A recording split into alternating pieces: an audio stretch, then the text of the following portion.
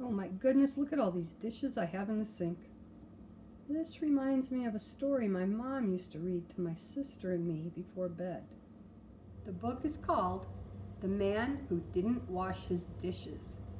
It's written by Phyllis Krasilovsky and illustrated by Peter Spear. And it's published by Doubleday and Company. This book is from 1950, so it is 71 years old. There once was a man who lived all alone in a little house on the edge of town. He didn't have a wife or children, so he always cooked his own supper. He cleaned his house by himself and he made his own bed. One night he came home hungrier than usual, so he made himself a big supper. It was a very good supper. He liked to cook and he could make good things to eat. But there was so much of it that he grew very tired. And by the time he finished, he just sat back in his chair as full as can be and decided he'd leave the dishes till the next night. And then he would wash them all at once. But the next night, he was twice as hungry, so he cooked twice as big a supper and took twice as long to eat it, and was twice as tired by the time he finished. So he left those dishes in the sink too. Well, as the days went by, he got hungrier and more tired, and he never washed his dishes. After a while, there were so many dirty dishes that they didn't all fit in the sink, so he began to pile them on the table. Soon the table was so full that he began to put them on the bookshelves, and when they were full, he put them just everywhere he could find an empty place. Soon he had them all piled on the floor too. In fact, the floor got to be so full of dishes that he had a hard time getting into his house at night. They were even piled against the door. Then one night he looked in his closet and found that there wasn't one clean dish left. He was hungry enough to eat out of anything, so he ate out of the soap dish from the bathroom.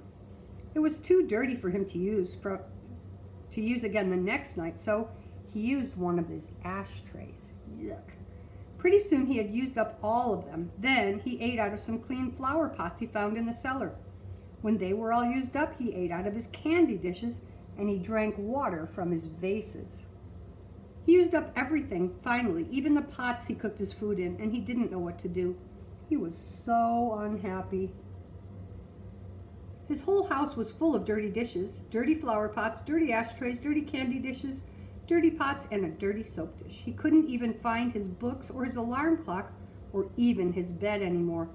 He couldn't sit down to think because even his chairs were filled with dishes, and he couldn't find the sink so that he could wash them.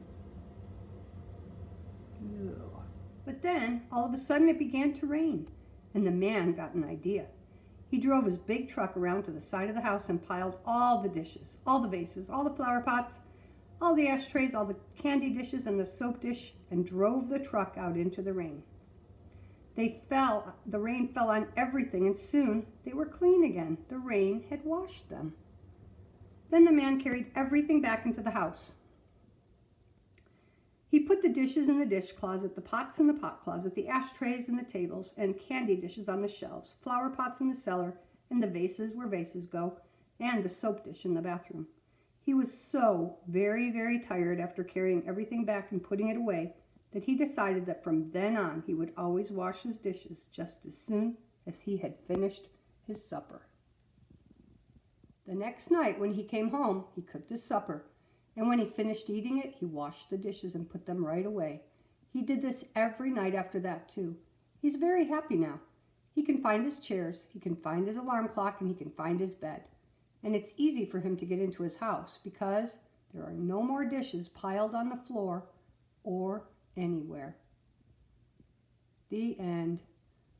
I'll see you next week. I better go clean the dishes in my sink.